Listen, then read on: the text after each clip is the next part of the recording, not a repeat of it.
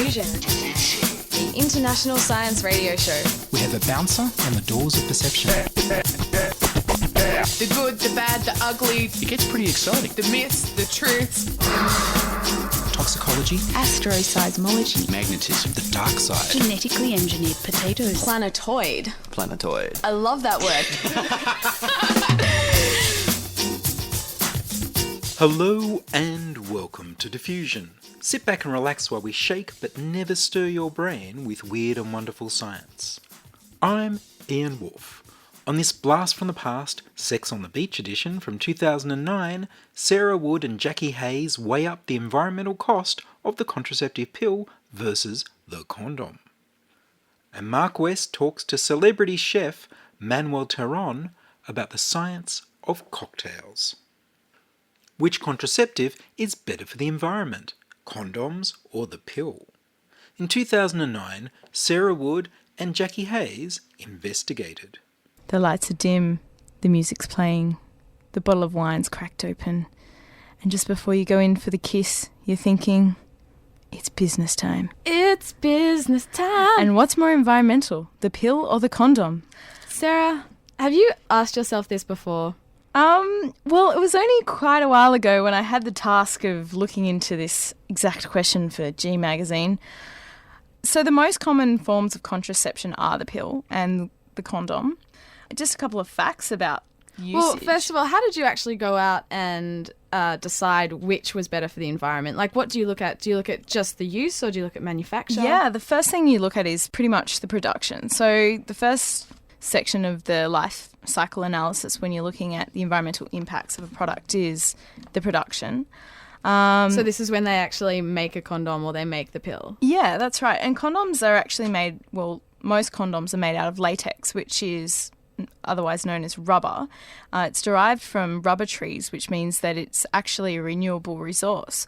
What most people... So do they kill a tree to get to make the latex? They don't actually kill the trees. What they're doing is they're drawing the sap out of the trunk of the tree. So they're not actually cutting down trees, which means that rubber plantations are actually good for the environment in terms of drawing carbon dioxide out of the atmosphere.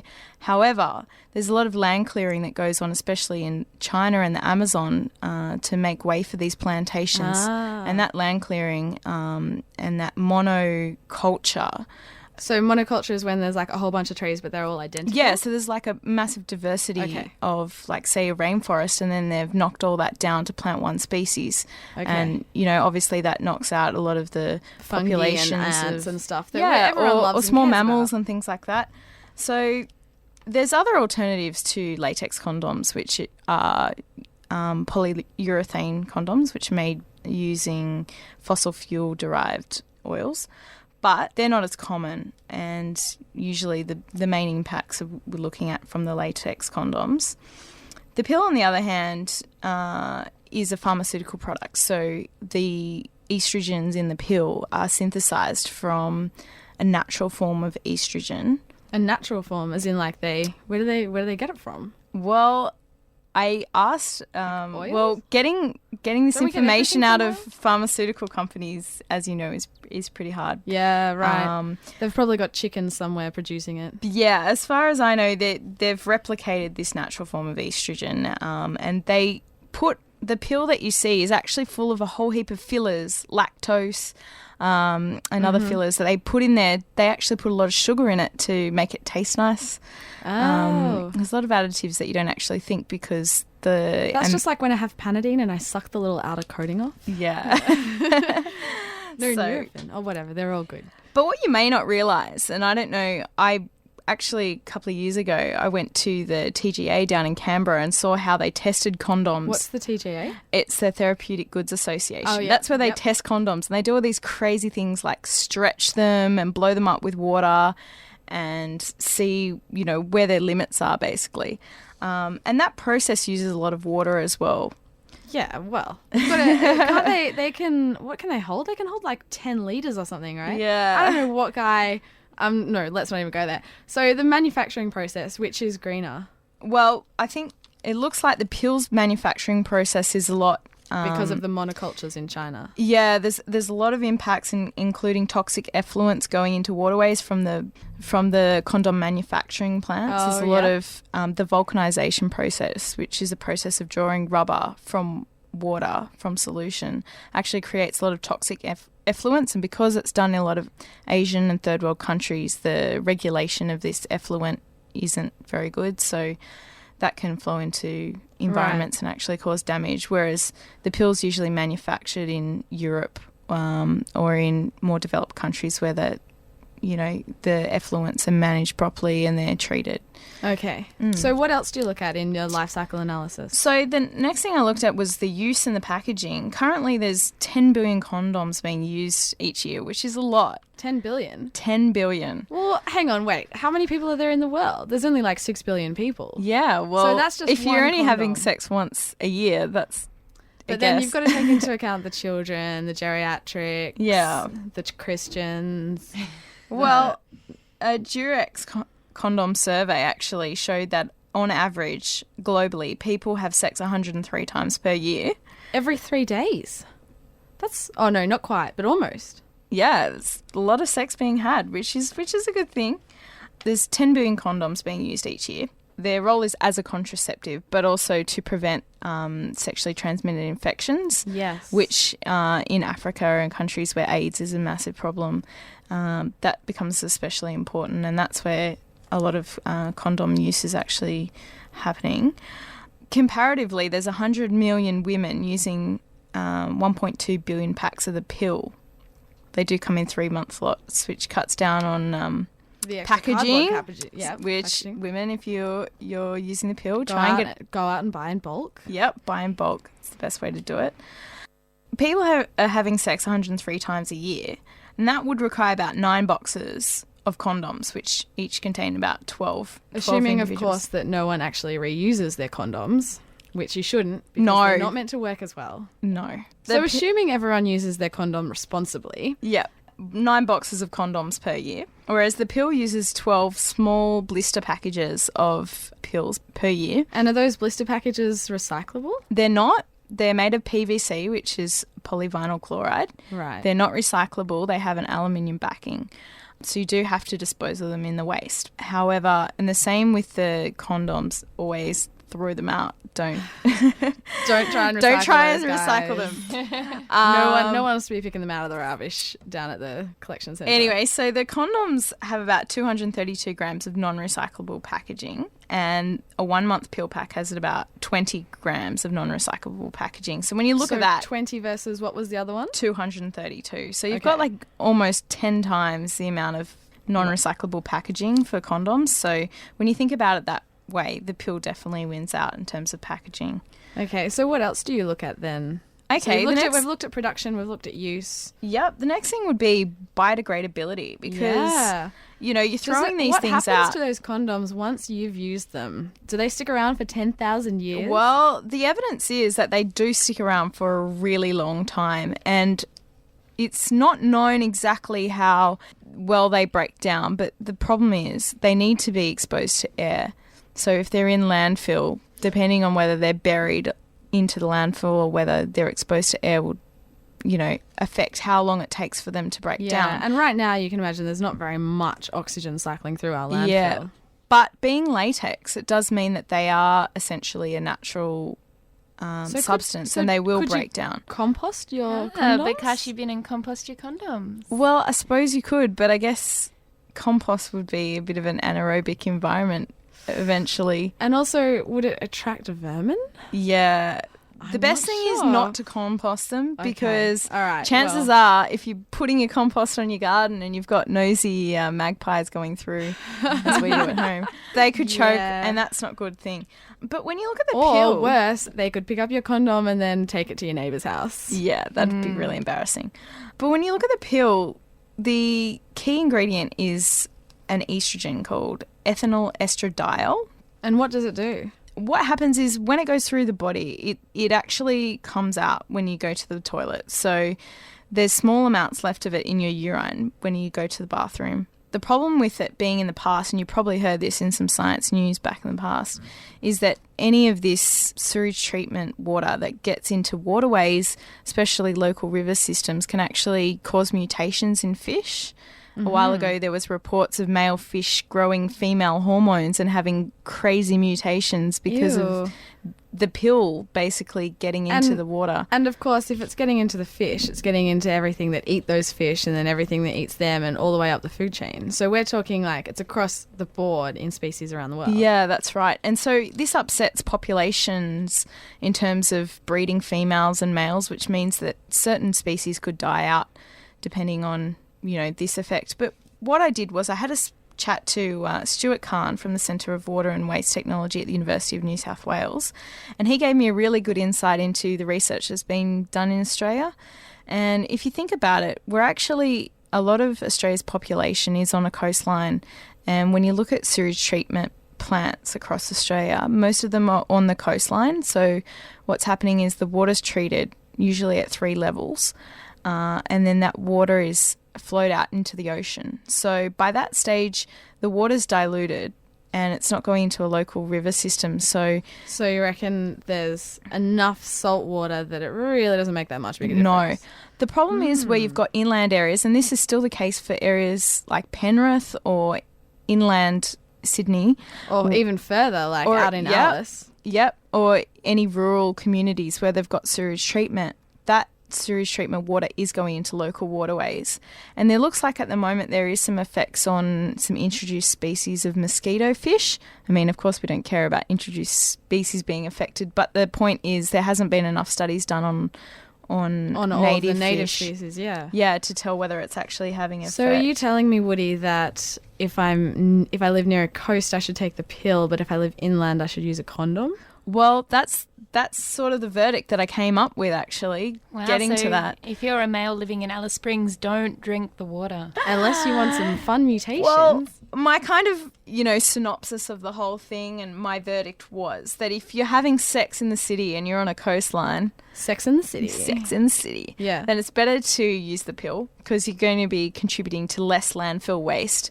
And, the estrogens are just going to be washed out in the ocean and they'll be diluted, so there won't be any effect to fish. Yeah. Whereas if you are inland... Who knows what you're doing to the species? You should use a condom because the pill may wash into the waterways and be mutating fish, so you don't want to be mutating fish.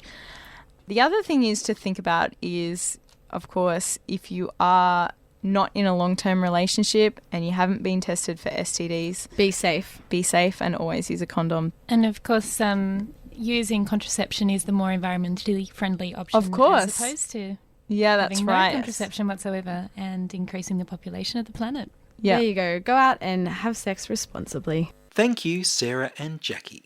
Here's a peek at the future from 1962. Looking into the future?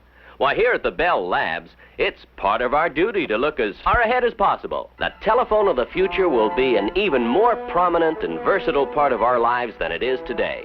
Operating on no more power than an ordinary light bulb, the optical maser will be able to carry hundreds of thousands of telephone calls and television programs all at one time on a single beam of light. A touch of a button, and picture phones bring the conferees together. In seconds, company executives located around the world are deep in discussions over business details. Even printed material is exchanged among the group by telephonic machines, as if they were all in the same room. Junior is getting help with his homework.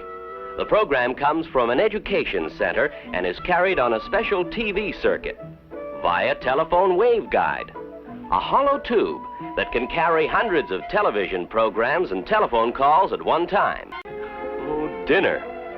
It's almost that time, and Princess is still playing outside with her friends on their helicycles. But her wristwatch radio telephone makes it easy to call even young teenagers home for dinner.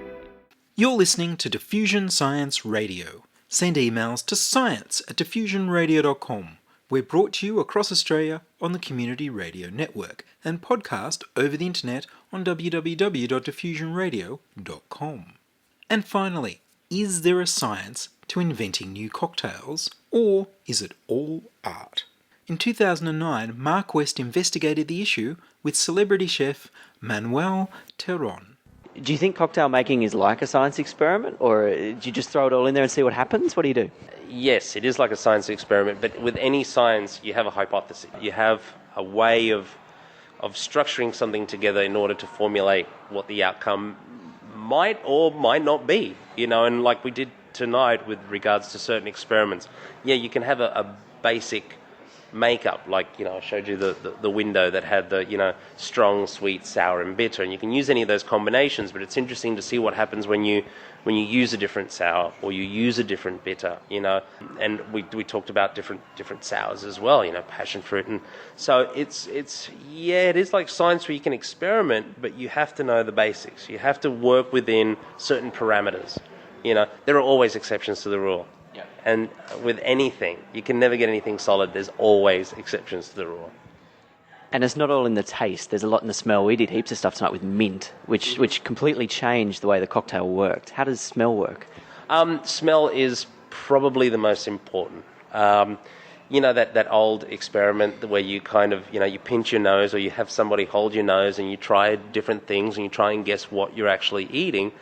It's very, very difficult to pull out certain flavors, because your main olfactory tool has been shut off. And it really is all about the nose. The mouth can only taste 4 essential things: sweetness, sourness, bitterness, and salty. That's it. And even that starts to kind of shut down once you kind of close the nasal passage off. We are animals that are all about the nose. We follow our nose, if you like. A dish that smells fantastic, becomes more appealing. You'll be walking down the street, you'll smell a girl's perfume as she walks by, and it'll take you back to somebody that you knew 10 years ago. So it's very, very intense and very kind of, it triggers certain things in our brain. And one of the other things we made tonight was molecular cocktails. I've never heard of that, but that is a particularly sciencey name. Is there anything particularly molecular about it? Look, interestingly enough, the cocktail that we made was from 1888. So with regards to molecular and it being such a buzzword now, something like the foam that was created by the fact that somebody that didn't know how it actually worked, like now we can say, well, yes, the dairy product within this drink forms around the bubbles of seltzer and stays that way, therefore creating essentially a sturdy foam, that becomes part of the cocktail. We showed how you can recreate this using, a whipped cream canister. But, then there's these natural elements like pineapple juice that creates foam as well. I mean, apart from that, yeah, you can add gelatin to something and solidify it, but what that necessarily does in the world of molecular, I'm not really sure. I think more molecular is like, trying these different sugars and how they affected the drink. I think that's where we kind of can start to break down, the realms of a cocktail more seriously. Again, like sour, make a margarita one day, use lemon, make it the next day, use lime, or do them all together. Use passion fruit, orange, grapefruit, pineapple juice, and you will see how that cocktail drastically changes. Obviously with lemon and lime, you're talking about very, very small differences, but differences nonetheless. So that when I talk about the molecular aspect of cocktails, that's what I talk about. It's like breaking it down to its building blocks, and those building blocks that we talked about: strong, sweet, sour, and bitter. And some of my friends swear blind that rum makes them angry, or red wine will make them depressed, or tequila will, get them going. Do you think there's anything to this? Tequila, I have found it has this natural high. It creates a natural high. One of the interesting things about the raw product is that agave grows for 10 plus years under the Mexican sun. It has no irrigation. It's not planted. It's a completely natural product. And I think this is one of the reasons. How we can specifically find that, I don't know. But, they check for the sugars in the agave plants, and then they harvest them, and that's how that's made. Gin, I don't know about wine, but I've heard gin can be a depressant. I agree that all alcohol is pretty depressant. But juniper berries tend to have that quality about them where where they can be depressant. They can also, I've heard, they can get you horny. It's all relative. But yeah, as to rum, it is a bit of a fighting fuel. And interestingly enough, I think it is the basis of what it's made from, which we're talking about molasses, where rum made from pure sugarcane has different reactions than rum made from molasses. I don't know why. Molasses obviously being a byproduct of the sugar refining industry could be saying a lot. But a lot of rum here also has sugar added to it. So you're almost looking about a liqueur. And when guys have too much sugar, they get too hyped up, so they tend to get, a bit more masculine than they should. Yeah. I guess that's true. Red wine does things to me. It triggers asthma in me. So there's certain aspects that are now put into a lot of spirits that can have a detrimental effect, which is kind of unfortunate. But if you try 100% blue agave tequila or a quality bourbon or a quality rye, you should be doing pretty well. It is all about the quality of the spirit. And the absinthe we had with the last cocktail, I've certainly never had enough to see green elephants or whatever Wormwood's supposed to do. You would never. Interestingly enough, we launched some of our brands in the US just recently, and I've been kind of pulled into this ongoing battle of the absinthe, and and what Wormwood actually does, and Thujon being the main chemical compound. Look, at the end of the day, you will probably die of alcohol poisoning before you see anything. It's not a hallucinogen. It was believed to have the same properties as THC, as marijuana. That really didn't come to fruition either once they did more tests. What it does have, and this is the interesting dynamic of drinking absinthe, is that Thujon actually allows your brain to spark off. The neurons tend to spark off a lot quicker, a lot more readily. They're not inhibited at all. So, which means that the more absinthe you drink, the more lucid you actually become, and excitable, and could be agitated. Depends on how much you drink. But then there's also the dichotomy of it having loads of alcohol. So while your brain's going, this is going absolutely nuts, your body's kind of getting that downer. So and most drugs work in that kind of tandem of doing one extreme and the other and then crashing them together. So that's really what absinthe is all about. I have actually drunk enough to get that next one. If I can call it a high. You get an absinthe high or a Thujon high, and you go, wow, I should be absolutely legless right about now. And you are. But everything is just very clear. And I can understand how the bohemian artist set of the Belle Epoque in France would use it to their detriment. Because at the end of the day, they were drinking very, very high alcohol product, and sometimes, of dubious quality. But, it almost, I would say, it almost allowed them to open up that door of their imagination a little bit more. Not necessarily see things, but, with artists and poets, they're always more descriptive than they probably should be. Yeah. And I think that's where all of this came about, where it was like, oh, it's psychotropic, oh, it's hallucinogenic. It's not. It just actually makes you more lucid. I have a huge amount of respect for the martini. And it's one of those go-to drinks that where if I've had a real crap day, it's just been tough. I'll get home or I'll go into a bar and I'll order a martini, and honestly, by the time I finish, or by the time I hit the bottom of that glass, the worries of my day are gone. And I recommend it to anybody. If you really had a crap day, make yourself a martini. And it's great when you make it because it's very therapeutic in the action of making it at home. Because you're going to the trouble, you're skewering the olives, or you're taking that nice peel off the lemon to give it a twist, but you're diluting it, you're getting it to your point, to the point that you like, that you enjoy. It's your martini. And there's that beautiful, simple pleasure of it. It's just in this conical glass. You can have it with 1 or 2 olives, 5, lemon rinds. It doesn't matter. Like, you make it to your taste. But once you get to the bottom, you're great. You're sorted. Everything seems okay. And that's the one cocktail I can say that about. It's either that or a shot of tequila. Easy. Cheers. Well, thank you very much. All right. Thank you. That was Marc West in 2009 talking with celebrity chef Manuel Tarron about the science of cocktails. And that's all from us this week on Diffusion.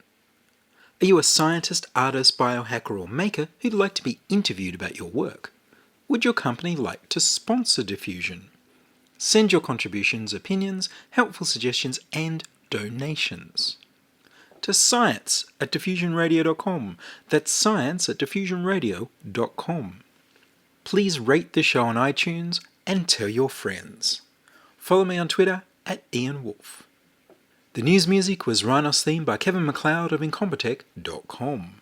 Contributing to the show from the archives were Sarah Wood and Jacqui Hayes. I produce Diffusion, which is broadcast around Australia to 28 stations on the Community Radio Network, including Radio Blue Mountains 89.1 FM in New South Wales, 8CCC in Alice Springs and Tennant Creek, 2MVR in Nambucca Valley, 3MBR in the Mallee Border districts of Victoria and South Australia, City Park Radio 7LTN in Launceston, Tasmania, and 2XXFM in Canberra. Diffusion is narrowcast on Indigo FM 88 in northeast Victoria. Diffusion is syndicated globally on astronomy.fm. Subscribe to our podcast on the Diffusion website, www.diffusionradio.com. That's www.diffusionradio.com, and check the website for links, photos and videos about this week's show. If you enjoyed the show, then you can explore more than 1,000 previous episodes archived on diffusionradio.com, where the shows are labelled by keywords so you can focus in on the stories you want to hear. Make a donation through paypal.me/IanWolf or join my patrons at patreon.com/diffusionradio. I'm Ian Woolf. Join us inside your audio device of choice for more science wondering next week on Diffusion Science Radio. Science is fun. It helps you to learn, to know, and to appreciate. When you study science, you may go on field trips. You discover the marvelous interrelationships between all living things. You learn to read the history of the Earth as it is written in rocks and fossils. You find out what makes things tick. Everything from a molecule to a living organism. In the study of science is found the most useful and satisfying knowledge of man. Knowledge of his physical world, its past, its present, and its future. And in your moments of relaxation, now and in the years to come, you will find the study of science leading you into fascinating pursuits. Photography, collecting. Why study science? Study science because you will find in the study of science a richer, more rewarding life.